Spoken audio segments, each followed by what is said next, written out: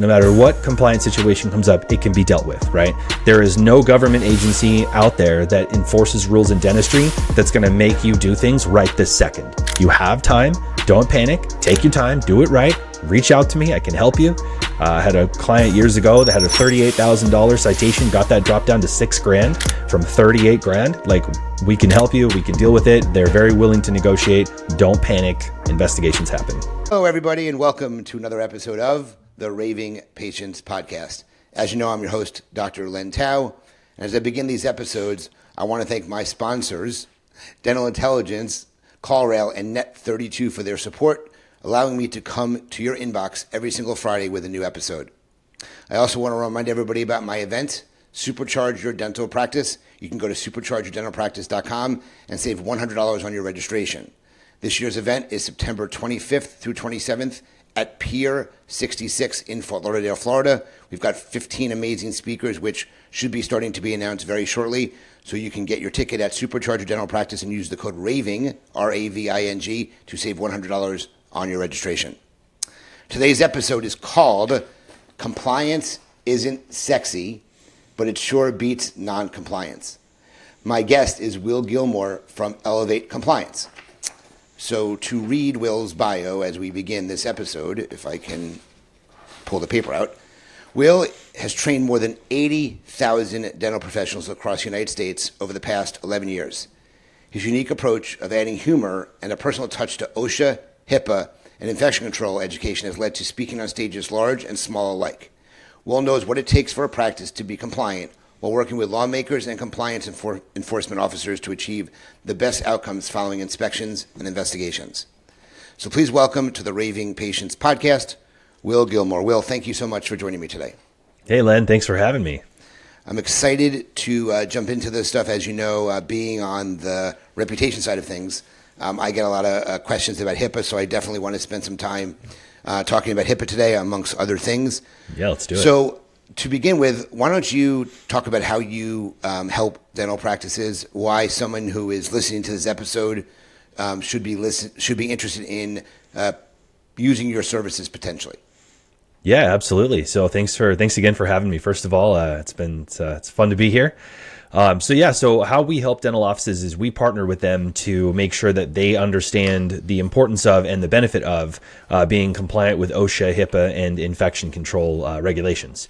So we work closely with all 50 states because many states have their own particular rules versus just the federal regulations to make sure that the practices know what they need to do and how to implement policies in the office. And what kind of makes us different is we use an online platform to manage compliance because that way practice owners who, let's be honest, as the title of this episode indicates, compliance is not sexy.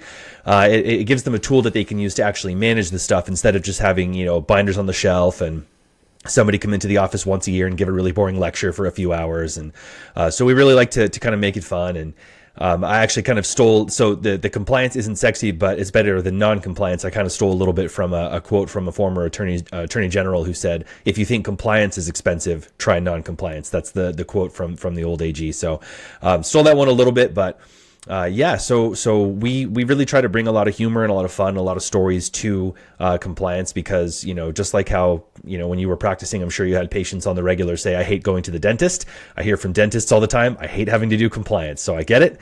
And so we like to bring a little bit more fun to it, but at the same time, make sure practices know what they need to do to be compliant and ready in case an investigator walks in. And I agree 100%. You always dreaded having to do your annual certification or whatever class you need to take to become, certified or in compliant, as they like to say. So just to set the stages, can you just talk about what the expectations of a dental practice are when it comes to being in compliance? There's probably a quick checklist of things that you need to make sure that you do, including, taking this annual compliance class. So can you just talk about some things, because I'm not even sure, maybe you know the number, what percentage of dentists are actually in compliance, which I think would be a lower number than ideal. But obviously you do not want to be non-compliant because, as you said, it's very expensive to be non-compliant. So can you just touch base on that just to begin the conversation? Yeah, absolutely. So basically, there's three primary things that you want to have in mind when you're considering compliance for your practice. The first one is training. Not only is it required by law, right? Federal OSHA requires that you train your team. Every individual state that has its own state-approved OSHA plan is going to require it. HIPAA requires it. Most states have some form of infection control training requirement. So the training aspect is not just for checking the box, but it's also for making sure that your team understands what's expected of them. Because as a dentist, you can't do it all, right? You already have a million other hats that you have to wear, especially if you're a private practice owner. And so training the team so that they can manage the day-to-day compliance is one major aspect of it. So training is the first piece. The second piece is having policies in place. Again, it is required by most of the states and by the federal government that you have certain policies in place for HIPAA, OSHA, and in some states infection control. And so having those policies, it does a couple of things. Again, number one, it checks that box for you, but it also gives you the opportunity to have something to point to if you need to enforce or for lack of a better word, discipline team members, right? If there's something that's not being done properly, you can point to a policy. And I talk about this a lot, especially, in forums like, Raving Patients and those platforms have those policies in place. When you establish the policy early, it sets the precedent for what's expected for your team. And then the last one is implementation. So when you have the training and you have the policies, implementing that is the most difficult part, right? Because again, when you're managing the practice and everybody's doing their clinical responsibilities, their admin responsibilities, compliance can sometimes fall by the wayside. And so when you make it part of your everyday culture, I like to say, live your life as if an investigator could walk through your door any time of any day. When you have that expectation that it could happen at any time, that's the best way to prepare yourself, because then when it does happen, you're already ready for it. So that's kind of my sort of simple breakdown there in terms of sort of the three main pillars of what you want to do to be ready in the event that an investigator comes in. And really, that's what it's about. I will say one other thing, though, real quickly.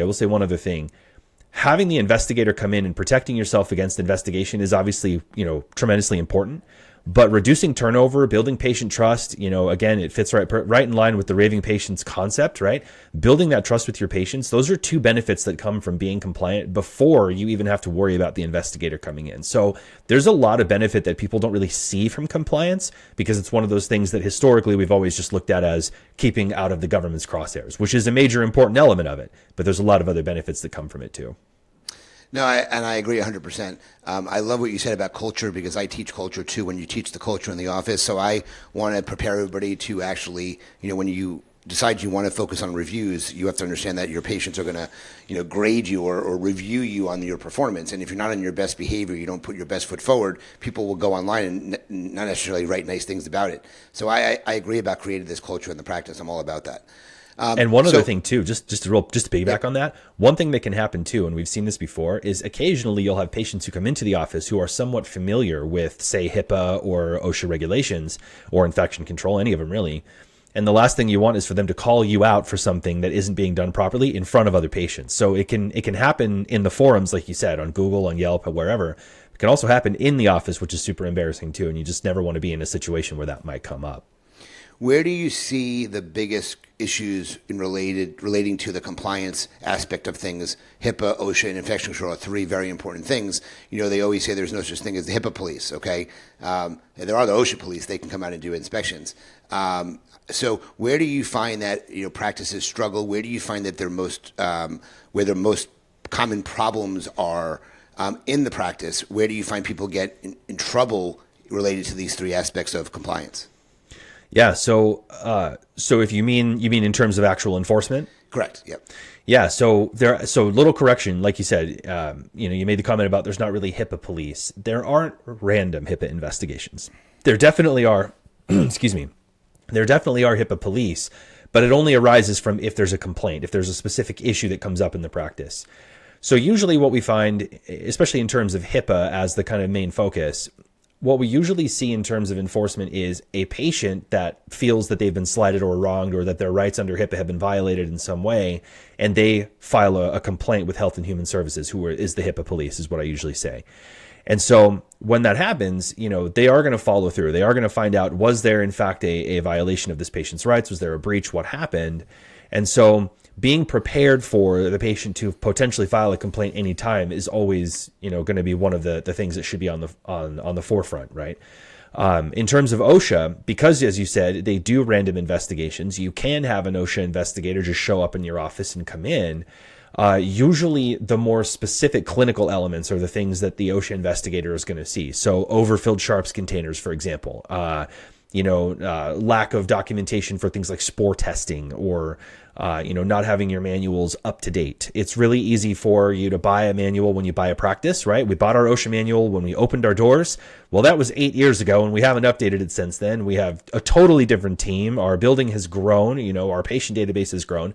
So making sure that you're keeping up with those things. And then for infection control, that one's kind of tricky because some states have more particular requirements. So right now I'm based outside of Nashville, but I moved here originally from Seattle, Washington. And Washington State has very stringent infection control regulations that they want to see implemented based on CDC's guidelines. And so some of those regulations are a little bit more specific, and they will have industrial hygienists come into the office to enforce it, whereas a lot of states don't really have that. So that's kind of the best little snapshot that I can give. But when it comes to HIPAA, which I know, for a lot of the listeners on your podcast, HIPAA being a little bit more of a focus that you might encounter, just doing whatever you can to resolve patient issues at the practice level is going to be the best way to avoid those complaints and it escalating. And I didn't want to interrupt you, but just to clear up something, I get told by people that there's no such thing as HIPAA police. I know the HIPAA police exist. There's also the Office of Civil Rights as well that handles complaints and concerns about online reviews and stuff. So they do exist, but they don't come to the office unannounced, I guess. Correct. They don't randomly show up. Correct. Yes, and you said that. So when it comes to, I'm going to ask you a question about, OSHA. And you mentioned someone may report you for an OSHA violation. I had an ex-team member who I had let go, let somebody know that I was wearing a glove and grabbed a pen and wrote with a pen, and it triggered an investigation for something stupid. And I remember they came in and they basically had me do two things. I remember one was something related to the exit sign. I don't remember quite what it was, but there was something with my exit sign that I needed to do. And they found nothing wrong. But there was some other thing I needed to get obviously corrected, but I was fully in compliant, obviously. So you don't need to freak out about getting an investigation. Just make sure that you've got all your dots I'd and your T's crossed and your I's dotted. It would be a really good way of saying that. So. Yeah, and when it comes to OSHA, OSHA's tricky because there are two different types of violations. And not to get too into the weeds here, but you can have a general citation or a serious citation. A general citation is like you said, hey, your exit sign needs to be bigger or needs to be more visible, or maybe you have a door that doesn't have one. They're not going to fine you for that, right? They're not going to say you got to pay up, right? No, they're just going to say, hey, slap an exit sign on that door, right? But for serious violations, that's where, we talk about fines and those types of things. And so it's easy to think that if an investigator comes in, they're just going to dig through every single drawer in your office and it's going to end up costing you tens of thousands of dollars. And the truth of the matter is that's just not really true. I was actually giving a lecture in an office a couple of years ago. And for the first time ever in all the years I'd been doing it, at that time I'd been doing it for like 9 years, an investigator walked in during my lecture. An OSHA investigator. And of course, the dentist, she's sitting across from me with the rest of the team in the room and I'm going through it. And he goes, oh yeah, I'm here with the Occupational Safety and Health Division. And she's immediately straightened up and she starts freaking out. And normally I would never tell someone to ask an investigator to come back at another time. I always say, if you can, get them in when they show up the first time. But I told him, I was like, hey, you know what? I'm going to break my own rule here. We're actually literally in our OSHA class right now. Is there any chance I could ask you to come back in an hour? That way we can finish this class up, and we're actually literally talking about all this stuff right now. And he came back an hour later, super nice guy. And it turned out the reason that he had come in was because a former employee, as you mentioned, had complained that they were sterilizing instruments using bleach and baking soda. And they were not. When the investigator came back in, he's like, I think this is probably bogus, but I have to follow through. And the doctor's like, I don't even think we have bleach or baking soda in the building. And so, of course, it went just fine. They had their autoclave, their records and all that. But so that's the thing, is sometimes you just never know what could happen. And most of the time investigators can tell if it's from a bogus complaint versus something that probably is actually legitimate.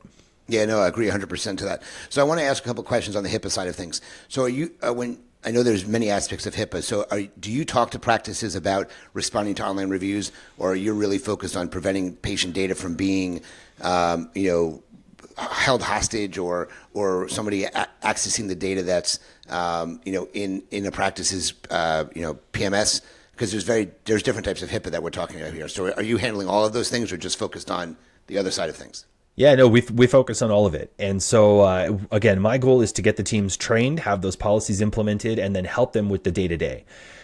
The thing about reviews, as you know, and I'm sure many of your listeners know quite well, it can be tricky, right? Because there's a lot of online debate about what is considered identifying a patient as, so there's like the question of what if somebody leaves a review for the wrong practice? Can you still point out that they're not a patient, in of record and those types of things? So my general sort of rule of thumb when it comes to reviews, and this is about as far as I go in reviews for the most part, unless there's a specific situation I need help with. My general rule of thumb is be neutral. Use as neutral language as possible when you respond. You want to show that you're responsive, but not defensive. So don't start a fight with your patient, right? With the person who leaves the bad review. We always strive to give a great patient experience. Please reach out to our office to privately discuss this, or something of, it doesn't have to be like that, but something of that nature that keeps it very neutral and shows to anybody who's reading those reviews that you take it seriously, but you're not going to get defensive. You're not going to get drawn into this battle. I'm sure you've heard the story about I won't say the name of the organization, but there was a group of dental offices in Texas during the pandemic that was cited. I can't remember now what it was. It's like $11,000 or something because of one review where the doctor basically pulled out all the stops and said things like, well, if you paid your bill, we wouldn't have half these problems kind of stuff, and really got into it with the patient. And, that's obviously, way over the line. So I always like to try to just keep it as neutral and simple as possible. But, I'm always open to other ideas of what people have to say. So if you have other advice that you like to give, I can pass it on to patients as well, or to clients. The only thing I say is, obviously I don't like responding to negative reviews, unless you're, fully not angry because you're going to respond in an angry way and it can hurt you online. Yes. You have to be very careful when you respond to a negative review because you have an upset patient. I would take it offline first. And if you don't get anything done, I would use a very generic statement that says, we welcome all types of feedback in our office. We're sorry that you had this experience. Please contact the office directly to discuss your concerns, as Love it. Unfortunately, I'm unable to answer the questions or answer publicly due to HIPAA constraints or something of that nature. The biggest question I get is, what do you do about a positive response? Okay. Because technically if somebody says I had a great experience and, I love my new teeth, and you say, thank you for your feedback. We're so happy that you had a great experience. Technically, you just acknowledge that they were a patient, which to me, and I always state this by the letter of the law, is technically a HIPAA violation. Okay. But you're not going to have a happy patient ever question that because they don't know the ins and outs and weeds of HIPAA. The concern is, and there's one instance where I've seen a dentist get lost a HIPAA violation case because it was in Texas. The patient wrote, "I'm so happy, I love my new look," or something like that. And the dentist wrote back, "We're so happy that you liked our magic needles." Okay, which indicating, I'm assuming that she had Botox or some type of Restylane or something like that. Yeah. And the patient did not want people knowing she had this procedure done. Yeah. And the patient reached out to the practice. The dentist immediately removed the review. She had taken screenshots of what he did, though, and the patient reported the dentist, and the dentist lost. Okay. Yep. Simple like that. So again, he went further than if he just said, "We're so happy you feel you look great" or something. It wouldn't have been an issue. Exactly. But because he said magic needles on there, which only he knew what it was, basically, the patient was violated. And that's what I like to talk about is I don't worry about it. Even though it's a HIPAA violation, I don't worry about you just commenting, "Thanks for your feedback. We're glad you loved your experience." Yeah. To me, that's not an issue. And I'm sure you've never seen anything like that anyway. So, and it's never in my experience ever escalated when you use that the neutral point. basic language. Right. Yeah. Because when I say people don't ever respond, you're going to violate HIPAA. Almost every response, unless it's very, very generic, is going to be some sort of HIPAA violation. My concern is doing something to the negative patients, the negative reviews, not to the positive ones. In regards to someone that's not when the practice thinks the patient is not a patient of record, I think just saying, again, according to our records, we don't have you as a patient of ours. Please contact the office to discuss your concerns. I don't think that you didn't acknowledge anything because you're saying they're not a patient. I don't think there's anything wrong with that response as well. But you don't want to go back and forth with people online. It's a war of words and can get you into deep trouble. Yeah, and I always love the especially when it comes to those negative ones where the patients write like the 4-paragraph, all caps, no punctuation, where clearly the person is crazy, right? And in those types of situations, I always just say, my dad always used to tell me, I grew up in the age of the internet as it was just becoming a thing. And my dad would always say, never argue with people on the internet because people observing the interaction won't be able to tell who's the idiot, Or the crazy person or the crazy person, right? They're going to think you're just as crazy as they are. Exactly. Yep. So, yeah. How often do you get people reaching out to you about online HIPAA violations that in compared to all the other things that people reach out to you about? Do you mean specifically in terms of reviews? Yeah, on the review side of things. Yeah, really not that often. It's actually not as big of a thing as you might think. Usually when people come to me, it's because they've gotten in trouble with OSHA. That's usually when they come to me in terms of an issue. I mean, it's usually OSHA, right? Because again, HIPAA doesn't really have those random investigations, whereas OSHA does. But yeah, I mean, occasionally the reviews issue comes up, and I did a little thing on it a couple years ago with Jamie DeBeese from Day One and Parham Nabadian from the Doc Sites. I did a little special podcast episode with them a couple of years ago talking about this, and it was funny because everybody sort of has a slightly different opinion on how you should approach it. But luckily, it's not something that comes up terribly often. When it does, I usually just kind of revert back to that basic language like you just used. Keep it neutral. Don't get into arguments. Don't say anything like magic needles that could indicate what it is that you're doing. Keep it real basic. Well, it's funny because I get a lot of people in my group, especially, who make comments like, we just went through a compliance training and our compliance person said, absolutely do not respond to reviews in any way, shape, or form. Again, I think that's taking it to the extreme. And, I don't think that's, I've contacted attorneys. I deal obviously in the reputation space a lot. And I have people that I trust, and I've reached out to them, and they say that's not true at all. You just got to be very careful what you say. Think twice before you post it, and don't post anything that could be even a gray area. You just got to be careful. But there's very specific things that you can post that have no risk of you getting into any trouble with it. And here's, to piggyback on that, here's my response when people say, oh, we just don't respond to any reviews, period. How many dental offices are there in the United States? Multiply that by, what were you going to say? How many? Hundreds of thousands, right? Yeah. Multiply that then by the number of reviews each of those offices receives. Let's shoot the low end and say that an office only gets 100. Okay, so now we're talking in the multiple hundreds of thousands, possibly millions of reviews. And how often do you hear about offices getting really in trouble for a review? Once every few years, right? Yep. Yeah, it's not very common. So if you look at just purely the numbers game, statistically speaking, you are not likely to get in trouble for a review. But it's when you make those mistakes and magic needles, and if you paid your bill, we wouldn't have these problems. Those types of things where you cross that line, then you become a target. But a simple response, I am of the mind, that's absolutely no issue at all. Have you heard of a dentist in South Carolina? His name is Tommy Murph. I don't think I know Dr. Murph. Dr. Murph is a legend in the dental industry. I always love to talk about him in an interesting way because he will respond in very interesting ways to his reviews.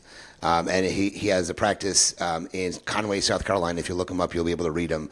Okay. He never violates HIPAA. Okay, never violates HIPAA, but he does really be on the crude side when it comes to his response. And as I'm going to pull up my phone here. And I'm going to try to find a review of his and just read the response. I'm curious your thoughts on his response. Okay. So while I'm looking that up, so while we're talking about HIPAA, where do you see other issues related to protecting? And it's another form of HIPAA is protecting the data that's in your practice management software. There's various ways that people can get in and you can be violated, and that could be a much more severe fine because you're talking about a lot of patient records. So while I'm looking for these reviews, go ahead and just talk about that topic for a second. Yeah, so the biggest thing I always say is email, right? We all know, I think probably every person listening to this podcast knows that the number one most likely way that a virus or external access to your network is going to come from email, right? Links, download this file, those types of things. In the early days of the internet, it was easy to identify because it was like, hey, you won the lottery, or you have a relative in Nigeria who died and left you millions of dollars. And usually you can kind of look at those and chuckle and click delete. And you never give it another thought. But now the scammers have gotten smarter. They've realized rather than standing out with some ridiculous, you won the lottery or here's your inheritance or whatever, they're going to send you an email that looks just like something you're used to receiving, right? Please upload patient's record to this My Chart link, or download the file and put it in patient's chart, or those types of things where if you're not careful to vet those emails, it can be really easy for those to just appear legitimate and then for you to fall into that trap. And so I actually do a pretty extensive focus on the security rule of HIPAA, which focuses again on electronic protected health information specifically. And we spend a lot of time talking about things like ransomware, talking about email, talking about backups. because obviously practices still get broken into physically, right? People still break into businesses. That happens, right, around the country. But I guarantee you the number of times that happens versus viruses that come into private networks is pales in comparison. And so I think the biggest focus really should be making sure that your information is backed up properly, securely, and using encryption. Pretty soon here, HIPAA is going to be overhauled, and it's going to require multi-factor authentication. That's coming pretty fast. It's going to be this year, most likely. And then making sure that you're vetting those emails and being really, really cautious about any links or attachments in emails. If there's a red flag, trust your gut. Don't click on those links and attachments. Yeah, that makes a lot of sense. I know that I see changes online that are happening, so I'm sure you're constantly being hit with new rules and regulations that you've got to update when you give your compliance seminars and stuff. So here's just, I'm not going to read the review because it's too long, but here's one of his responses. Okay. Reba McIntyre is saying, "Fancy, don't let me down." Well, Fancy, you didn't let me down. When you threatened me with a negative Google review, I told you to go ahead. When I talked to you, I thought you were crazy. I talked to the staff, and they said your daughter was out of control, crazy, on the phone. I guess she learned it from you. We don't want crazy people in our office. When you are told we don't do sedation, only nitrous oxide gas, and then you start screaming and demanding to be knocked out, you are the nuts one. Take your family drama elsewhere. We don't want to do business with you. Wow. So he's that way for a lot of his responses. And he responds to all reviews, but his negatives are just hilarious. So you may want to check it out just use it as an example. I want to have Tommy on here. He's never wanted to come on the podcast, but he's a legend because people wish they can respond this way, or they, like, I would never respond this way to a patient or an online review. He chooses to. Yeah. Starting with a Reba quote. I love it. Yeah. Awesome. So a couple of things I wanted to at least touch on while we had time. So I know you said that you're an emotional intelligence practitioner, EQP, I think you called it. Yeah. Can you talk a little bit about that and how you kind of use it in what you do? Yeah, absolutely. So I call that one of my pandevers. That's my pandemic endeavors. So during the pandemic, when everything was shut down, there were two things that I pursued. Emotional intelligence practitioner was one of them. And then my wine sommelier, I'm a sommelier, which I'll talk about a little bit later too, if you want to talk about that. But so emotional practitioner, EQP, emotional intelligence practitioner, I pursued that because I've always been a big fan of understanding what makes people tick and what makes people think the way that they do and react the certain way that they do. If you'll notice, if you look at my social media and things like that, I'm very apolitical. I stay away from anything politics related because I always feel that it ends up building way more enemies than it does friends. I stay away from that kind of stuff. Most people would not be able to identify me based on where I stand politically and those types of things, but understanding why people fall into a particular political category, for example, or why they like a certain type of music. I'm fascinated about that.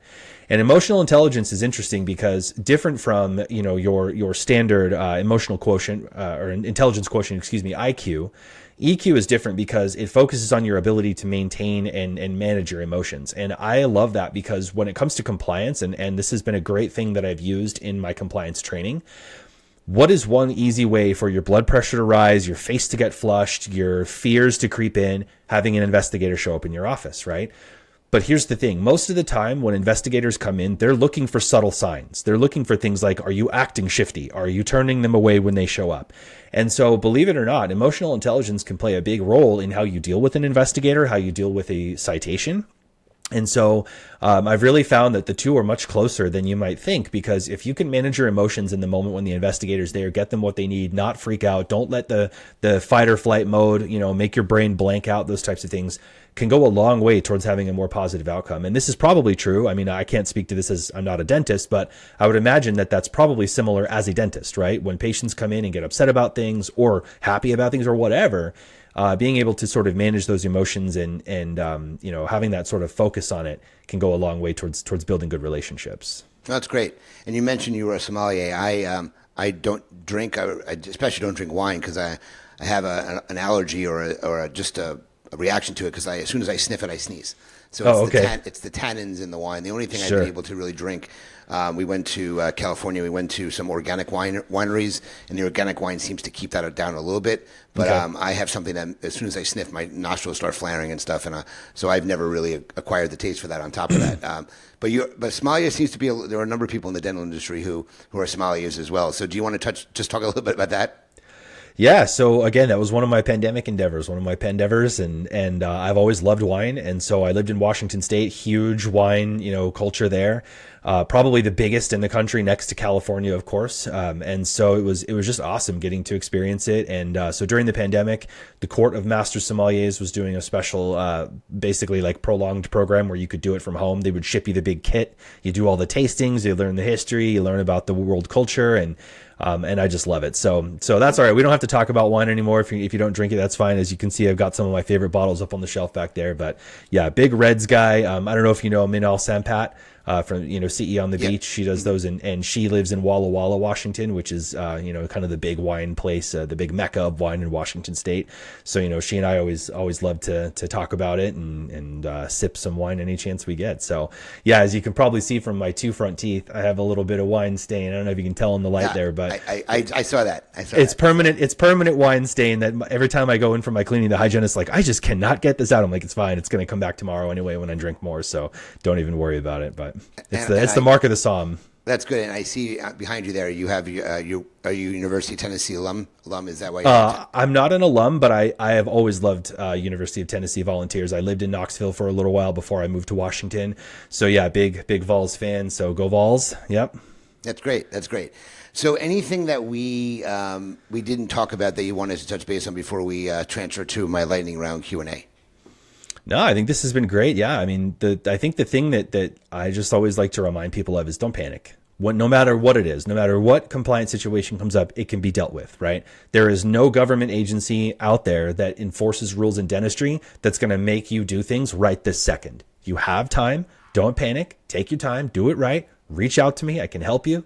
I had a client years ago that had a $38,000 citation, got that dropped down to $6,000 from $38,000. Like, we can help you. We can deal with it. They're very willing to negotiate. Don't panic. Investigations happen. Got it. And I appreciate you stating that, because I know that a lot of people, especially with HIPAA, reach out to me, and I don't have the right answers necessarily. So I'm glad you set some of the rules straight here. All right. So let's transition to our lightning round Q&A. Right. Remember, Will, for these, usually pretty quick answers. You don't have to go long drawn out on here. But first question is, what important rules have you learned about business that you think make you successful? Oh man, the biggest one, just from going to Podfest last month, abundance mindset. That really, hearing Elijah and the other guys talk about having that abundance mindset, absolutely best change I've ever had to my business. Got it. Now, if you could take a class to learn anything, I know you've done it for a couple of things, what else would it be? Oh man, that's a good one. Probably coaching. I think I would love to be able to coach other trainers and other people to be able to spread the good word about compliance and do it in a fun and exciting way. Great. What do you wish you had known when you first started out? Not to panic. As I just said a couple of minutes ago, don't panic, right? Everything, you can deal with it. You have time, you have the resources. Just focus down, you get it done. Has anyone in your network been important to your journey in the dental industry? Glenn Vo. Glenn Vo has been huge. Yeah, he has been a great partner and friend. Love that guy to death, and the things that he does are just incredible. Now, I think you had told me when we first met that you had worked for a company and then went on your own, correct? That's right. Right. If you had a chance to start your career over again, what would you do differently? Probably would have left and started this business years before I actually did. I figured that was the answer. That's why I touched base on that. What mindsets have helped make you successful? I mean, I hate to reiterate it again, but abundance. Again, just recognizing that there's plenty of business out there. There's plenty of amazing people out there. Get to know them, spend time on networking. That abundance mindset really changes everything. What is your favorite book or a book that you recommend other people read? The Boy Crisis. If you've never heard of it before, it's big. It's like the size of the Bible. It's a big book, but it talks about what is happening to males in our society and why, and kind of the roots of some of the things that happen in our culture. And I have a little boy, and so reading it before my son was born was just great, and it has guided me a lot in my fatherhood. That's great. Who do you look to for advice or mentorship? Alan Stern. That guy is a wealth of knowledge and information, and is so willing to share it with anyone who asks. He's amazing. I know Alan very well. Do you have a system in place to keep yourself organized? Yeah, I have books. I have bound books, and so I have a different one for different tasks. And so it's probably a little old fashioned for someone who has a platform that manages compliance, but I manage all my books here right next to my desk. All right, two questions. This doesn't have to be in the dental industry. What profession do you think is the most undervalued today? Teachers. Yeah, pretty straightforward. I think just teachers. Okay. And I ask this question to everybody. It's the last question. What is one subscription, so something you pay for monthly or annually, either business or personal, that you cannot live without? Oh man, Amazon Prime. I'm sure you get that answer a lot. Definitely Amazon Prime, between streaming services and all the money that we save on shipping. And yeah, I'm a huge Amazon Prime guy. Well, you were definitely great at answering those. I think you were like the best guest ever. That was really good. You listened to directions and you got the answers out very quickly, so we got through a large number of them. Will, if somebody is listening to this and they want to be able to connect with you, find out more about what you offer for their dental practice, how can they reach out to you? And I know you have some type of offer you wanted to throw out to them as well. Yeah, absolutely. So first of all, you can always visit our website, elevatecompliance.net. We are .net.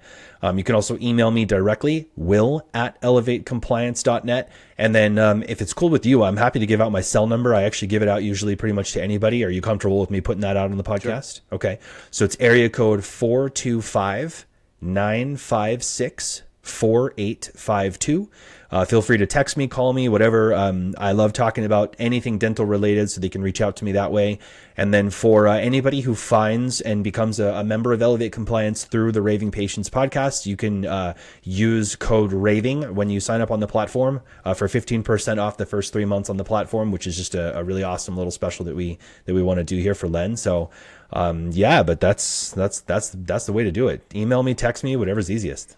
Well, you were a great guest. Thank you so much for joining me today. Guys, if you found interest in what Will was talking about, or you need help with OSHA, HIPAA, and infection control, he would be the one to reach out to. He gave his contact information. He's offering 15% off by using the code RAVING to his monthly compliance stuff. And if you have a colleague you think it could be used as well, please give them Will's information as well. Remember about my sponsors, Dental Intelligence, CallRail, and Net32. I obviously want to thank them for support. My event, Supercharger Dental Practice, September 25th through 27th at Pier 66 in Fort Lauderdale, Florida. Please check it out. More information will be released soon. And as I end every single one of my episodes, remember, your reputation matters. Until the next one, Will, thank you so much for joining me today, and we'll talk to everyone soon. Thanks, Len. Appreciate it, and thanks for everybody for listening.